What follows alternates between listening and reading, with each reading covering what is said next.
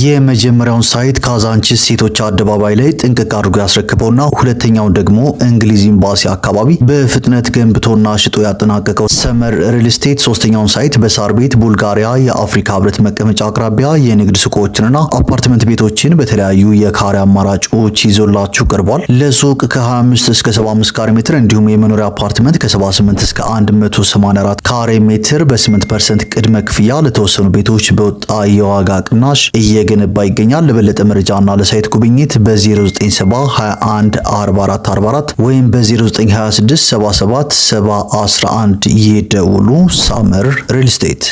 ሰላም እንዴት አላችሁ? የኢትዮ ታይምስ ቤተሰቦቻችን ለሰዓቱ የተመረጡ አዳዲስ መረጃዎችን ይዘንላችሁ ቀርበናል። ከመረጃዎቻችን መካከልም ጠቅላይ ሚኒስትር ዶክተር አብይ አህመድ የአርሲውን ጥቃት አስመልክቶ ዝምታቸውን ሰብረዋል፣ ሀዘናቸውንም ገልጸዋል። የጠቅላይ ሚኒስትር ጽህፈት ቤት በወቅታዊ ጉዳይ ባወጣው መግለጫ አብይ ለጥቃቱ በኢትዮጵያ መንግስት ስም የተሰማቸውን ጥልቅ ሀዘን መግለጻቸውን የጠቆመ ሲሆን እነዚህ ጥቃቶች የሀገሪቱን ብሔራዊ እድገት ለማደናቀፍ ከሚሹ አካላት በአማራ ክልል ከሚንቀሳቀሱ የሀገር ውስጥ አማጺ ቡድኖችና ለሀገሪቱ ሁለንተናዊ እድገት ጥላቻ ካላቸው የውጭ ኃይሎች ጋር በጥምረት የተከናወኑ ናቸው ሲሉ ገልጸዋል። በተመሳሳይ በኦሮሚያ ክልል የሸኔ ሽብር ቡድን ከጽንፈኛው ፋኖ ታጣቂ ቡድን ጋር በመናበብ በአንዳንድ አካባቢዎች መንገዶችን በመዝጋት እንቅስቃሴ ለማስቆምና ለማስተጓጎል ፍላጎት ነበር ሲሉ ጠቅላይ ሚኒስትሩ ገልጸዋል። ይህ በእንዲህ እንዳለም በአርሲ ኦርቶዶክሳውያን ላይ የደረሰውን ጭፍጨፋ አስመልክቶ የአማራ ፋኖ ብሔራዊ ንቅናቄ የሀዘን መግለጫ አውጥቷል። የኢትዮጵያ ኦርቶዶክስ ተዋሕዶ ቤተክርስቲያን አባቶችም ከፌዴራልና ከኦሮሚያ ክልል ባለስልጣናት ጋር ውይይት ማድረጋቸው ታውቋል። የቋሚ ሲኖዶስ አባላት በምስራቅ አርሲ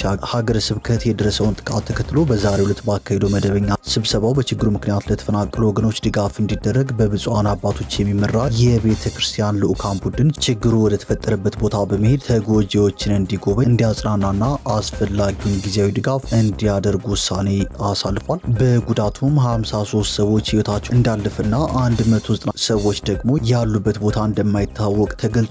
ሙሉ መረጃውን በዜናችን በዝርዝር እናስደምጣቸዋለን። ከዚህ መረጃ በተጨማሪ በእነ ክርስቲያን ታደለ መዝገብ ፍርድ ቤቱ ፍትህ ሊሰጠን አልቻለም ሲሉ ተከሳሾች አቤቱታን እንዳሰሙ መገለጹ፣ እንዲሁም ቅድሚያ ለሰብአዊ መብቶች ኢትዮጵያ የተሰኘው ድርጅት በትግራይ ክልል በስፋት እየተካሄደ ነው ስላሉ አስገዳጅ የውትድርና ምልመላ ዘመቻን በተመለከተ ያወጣውን ሪፖርትና ሌሎችን በዝርዝር የምንመለከታቸው መረጃዎች ይዘንላችሁ ቀርበናል።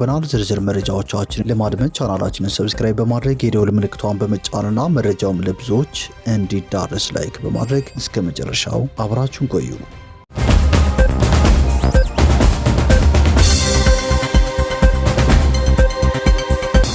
ወደ መጀመሪያው መረጃችን ስናልፍ ጠቅላይ ሚኒስትር ዶክተር አብይ አህመድ የአርሲውን ጥቃት አስመልክቶ ዝምታቸውን ሰብረዋል፣ ሀዘናቸውንም ገልጸዋል። የጠቅላይ ሚኒስትር ጽህፈት ቤት በወቅታዊ ጉዳይ ባወጣው መግለጫ አብይ ለጥቃቱ በኢትዮጵያ መንግስት ስም የተሰማቸውን ጥልቅ ሀዘን መግለጻቸውን የጠቆመ ሲሆን እነዚህ ጥቃቶች የሀገሪቱን ብሔራዊ እድገት ለማደናቀፍ ከሚሹ አካላት በአማራ ክልል ከሚንቀሳቀሱ የሀገር ውስጥ አማጺ ቡድኖችና ለሀገሪቱ ሁለንተናዊ እድገት ጥላቻ ካላቸው የውጭ ኃይሎች ጋር በጥምረት የተከናወኑ ናቸው ሲል የከሰሱ ሲሆን ዓላማቸውን በኢትዮጵያ መረጋጋትንና የምርጫ መስተጓጎልን ለመፍጠር ሲደረግ የነበረ የጥፋት ውጥን ተከታይ ነው ብለዋል። የጥፋት ኃይሎች ከባዕዳን ጋር ጽምዶ የሚል ቁርኝት በመፍጠር እኩይ ዓላማቸውን ለማሳካት ሰፊ የጥፋት ዝግጅት ሲያደርጉ ቆይተዋል። ሀገራዊ ምርጫው እንዳይከናወን ሰፊ ርብርብ አድርገዋል ሲሉም አክለዋል። በተመሳሳይ በኦሮሚያ ክልል የሸኔ ሽብር ቡድን ከጽንፈኛው ፋኖ ታጣቂ ቡድን ጋር በመናበብ በአንዳንድ አካባቢዎች መንገዶችን በመዝጋት እንቅስቃሴ ለማስቆምና ለማስተጓጎል ተንቀሳቅሷል ያሉት ጠቅላይ ሚኒስትሩ ሆኖም በጸጥታ ኃይሉ በተወሰደበት የተጠናከረ እርምጃ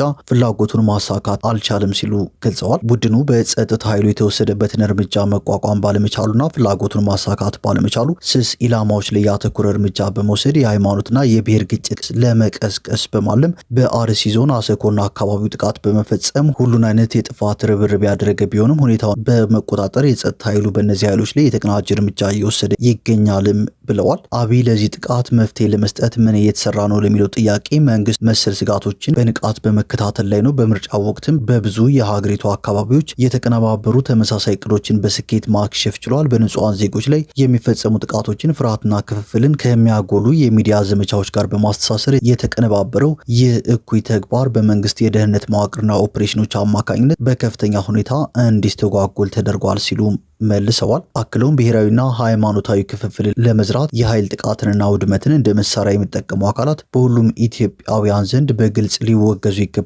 መሰል ተግባሮች በኢትዮጵያ ውስጥ ምንም አይነት የወደፊት እድል እንደሌላቸው ለማሳየት የተቀናጀ ብሔራዊ ምላሽ በመስጠት ወሳኝ እርምጃዎችን ይቀጥላል ሲሉም ገልጸዋል። በንጹሃን ዜጎች ላይ ጥቃት የሚፈጽሙ አካላት ድርጊታቸውን ምክንያታዊ ለማስመሰል ምንም አይነት የፖለቲካ ንግግር ቢጠቀሙ ወሳኝ ዓላማን እያሳኩ ሳይሆን ወንጀል እየፈጸሙ ነው። የፖለቲካ ቅሬታዎች በኢትዮጵያ ህገ መንግስታዊ ስርዓት በብሔራዊ ምክክር ሂደትና በዲሞክራሲያዊ ተቋማት አማካኝነት መፍትሄ ሊያገኙ የሚችሉና ሊያገኙ የሚገባቸው ናቸው በማለትም ጠቅላይ ሚኒስትሩ ገልጸዋል። በተመሳሳይ መልኩ የአማራ ፋኖ ብሔራዊ ንቅናቄ በኢትዮጵያ ኦርቶዶክስ ተዋሕዶ ቤተክርስቲያን ምስራቅ አርሲ ሀገረ ስብከት ስር በሚገኙ ወረዳዎች ነዋሪ የሆኑ የቤተ ክህነቷ ታላላቅ አባቶች፣ ካህናትና ምዕመናን ላይ በደረሰባቸው ጭፍጨፋ ከፍተኛ ሀዘን እንደተሰማው መግለጫ አውጥቷል። ይህ በእንዲህ እንዳለም በምስራቅ አርሲ ዞን በርካታ ንጹሃን መገደላቸውን ተከትሎ የኢትዮጵያ ኦርቶዶክስ ተዋሕዶ ቤተክርስቲያን አባቶች ከፌዴራልና ከኦሮሚያ ክልል ባለስልጣናት ጋር ተወያይተዋል። በምስራቅ አርሲ ዞን ንጹሃን በታጣቂዎች መገደላቸውን፣ ቤተክርስቲያን መቃጠሉንና በርካታ ነዋሪዎች መፈናቀላቸውን ተከትሎ በብፁዕ ጠቅላይ ስራ አስኪያጁና በብፁዕ የቅዱስ ሲኖዶስ ዋና ጸሐፊው የሚመራ የኢትዮጵያ ኦርቶዶክስ ተዋሕዶ ቤተክርስቲያን ልዑካን ቡድን ከሰላም ሚኒስቴርና ከኦሮሚያ ክልላዊ መንግስት ከፍተኛ የስራ ኃላፊዎች ጋር ተወያይቷል። ውይይቱ የተካሄደው በምስራቅ አርሲ ሀገረ ስብከት አንዳንድ ወረዳዎች በታጣቂዎች በተፈጸመ ጥቃት በኦርቶዶክሳውያን ወገኖቻችን ላይ የደረሰውን ህልፈተ ህይወትና የቤተክርስቲያን መቃጠልን በማስመልከት እንደሆነ ተገልጿል። የቋሚ ሲኖዶስ አባላትን በምስራቅ አርሲ ሀገረ ስብከት በአሰኮ፣ በሽርካ፣ በሆንቆሎ ዋቢ ወረዳዎች በኦርቶዶክሳውያን ወገኖቻችን ላይ የደረሰውን ጥቃት ተከትሎ በዛሬው ዕለት ባካሄደው መደበኛ ስብሰባው በችግሩ ምክንያት ለተፈናቀሉ ወገኖች ድጋፍ እንዲደረግ በብፁዓን አባቶች የሚመራ የቤተ ክርስቲያናችን ልዑካን ቡድን ችግሩ ወደ ተፈጠረበት ቦታ በመሄድ ተጎጂዎችን እንዲጎበኝ፣ እንዲያጽናናና አስፈላጊውን ጊዜያዊ ድጋፍ እንዲያደርግ ወስኗል።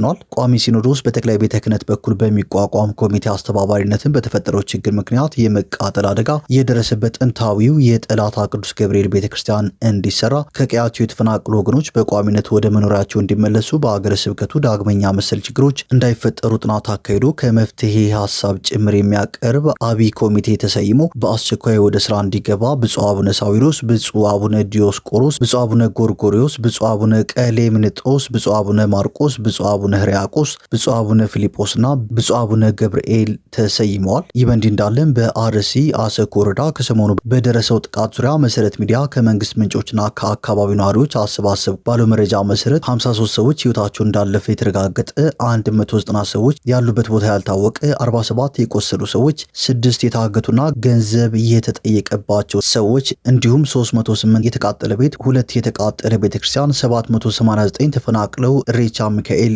የተጠለሉ፣ 691 ተፈናቅለው ሱንቴ ማርያም የተጠለሉ፣ 262 ተፈናቅለው አሰኮ ከተማ የተቀመጡ፣ 133 ተፈናቅለው ሌንጫ ኦዳ፣ ወራንቡስ፣ ቦግዶ እንዲሁም ኮበሬ የተጠለሉ 1875 ጠቅላላ የተፈናቀሉ መሆናቸውን መሰረት ሚዲያ ዘግቧል። ወደ ቀጣዩ መረጃችን ስናልፍ ቅድሚያ ለሰብአዊ መብቶች ኢትዮጵያ የተሰኘው ድርጅት በትግራይ ክልል በስፋት እየተካሄደ ነው ስላሉ አስገዳጅ የውትድርና ምልመላ ዘመቻን በተመለከተ ባወጣው ሪፖርት ወጣቶች ከምልመላ ለመሸሽ ቤታቸውን እየለቀቁ ውጭ ላይ ያደሩና በዘመዶቻቸው ቤቶች መካከል እየተዘዋወሩ እንደሚገኙ አስታውቋል። ድርጅቱ ባወጣው ሪፖርት የትግራይ ባለስልጣናትና የአካባቢ መዋቅሮች በአንዳንድ የክልሉ አካባቢዎች ማለትም በአክሱም፣ አድዋ፣ ሽሬ፣ አዲግራት፣ መቀሌ፣ ውቅሮና በማዕከላዊ እንዲሁም በሰሜን ምዕራብ ዞኖች በሚገኙ ገጠራማ ወረዳዎች ውስጥ አስገዳጅ የምልመላ ዘመቻዎችን አከናውነዋል ሲል ገልጿል። በሪፖርቱ ላይ የተጠቀሱ አንድ የአካባቢ ነዋሪ ወጣቶችን ፍለጋ ቤት ለቤት ይመጣሉ፣ ወጣቶችን ካላገኙ ወጣቶችን ይጠይቃሉ፣ ህዝቡ በፍርሃት ውስጥ ነው የሚገኘው በማለትም ገልጸዋል ሲል አዲስ ስታንዳርድ ዘግቧል። ወደ ቀጣዩ መረጃዎችን ስናልፍ በእነ ክርስቲያን ታደለ መዝገብ ፍርድ ቤቱ ፍትህ ሊሰጠን አልቻለም ሲሉ ተከሳሾች አቤቱታ ማሰማታቸውን ጠበቃቸው ገልጿል። የከፍተኛው ፍርድ ቤት ለዛሬ ግንቦት 28 ቀን 2018 ዓ.ም የሰጠውን ቀጠሮ አስመልክቶ የተከሳሾቹ ጠበቃ ሰለሞን ገዛኸኝን አነጋግሬያለሁ ሲል አዲስ ማለዳ ዘግቧል። እንደ ጠበቃው ገለጻ ከፍተኛው ፍርድ ቤት ለዛሬ ቀጥሮት የነበረው ተከሳሾቹ ክሳቸውን ይከላከላሉ ወይስ በነጻ ይሰናበታሉ የሚለውን ጭብጥ ለመወሰን የነበረ ቢሆንም ብይኑ አልደረሰም በሚል ፍርድ ቤቱ ተለዋጭ ቀጠሮ ለመስጠት መነሳቱን መጀመሪያ ላይ ግን የቀጠሮውን ቀን ይፋ እንዳላደረገ አስረድተዋል። በዕለቱ ተከሳሾቹ የደረሰባቸው ስላለ ሰብአዊ መብቶች ጥሰት ለችሎቱ በዝርዝር አስረድተዋል። ከዚህ ቀደምም ተመሳሳይ አቤቱታ አቅርበው ፍርድ ቤቱ ለማረሚያ ቤት ኃላፊዎች ትዕዛዝ በመስጠት ምላሽ ተሰጥቶበት የነበረ ቢሆንም በተደጋጋሚ የሚወጡ የፍርድ ቤት ትዕዛዞች በተግባር ሊተረጎሙ አለመቻላቸውን ለችሎቱ አብራርተዋል። ፍርድ ቤቱ ትዕዛዞቹን እያስከበረ አለመሆኑም ተገቢ እንዳልሆነ ተከሳሾቹ መናገራቸውን ጠበቃው ጠቅሰዋል። ተከሳሾቹ በችሎቱ ላይ ባሰሙት ቅሬታ ማረሚያ ቤት ውስጥ የምንገኘው እጅግ ጠባብ በሆነ ክፍል ውስጥ ነው። በአንድ ክፍል ውስጥ እስከ 60 የሚደርሱ ተከሳሾች በአንድ ላይ ታጉረን እንገኛለን። ይህም ለመንቀሳቀስ የማይመች ከመሆኑ በላይ በጤናችን ላይ እያደረሰ ያለው ጉዳት ቀላል አይደለም። በተጨማሪም ቤተሰቦቻችን በአግባቡ እንዳይጠይቁን እየተደረገ ነው። ፍርድ ቤቱ ካለብን የጤና እክል አንጻር ምንም አይነት ፍትህ ሊሰጠን አልቻለም ሲሉም ገልጸዋል። ክሳቸውን ይከላከሉ ወይስ በነጻ ይሰናበቱ የሚለው ብይን ቢዘገይ እንኳን ፍርድ ቤቱ እየደረሰ ስላለው የሰብአዊ መብቶች ጥሰት አፋጣኝ ልባት ሊሰጣቸው አለመቻሉን በመግለጽ ተከሳሾቹ ቅሬታቸውን አሰምተዋል። በመጨረሻም ፍርድ ቤቱ በቀረቡት የሰብአዊ መብት አቤቱታዎች ላይ ትዕዛዝ ለመስጠትና በዋናው መዝገብ ላይ የብይኑን መቅረቢያ ቀን ለማሳወቅ ለሰኔ 3 ቀን 2018 ዓ.ም ተለዋጭ ቀጠሮ መስጠቱን ጠበቃ ሰለሞን ገዛኸኝ ገልጸዋል ሲል አዲስ ማለዳ ዘግቧል።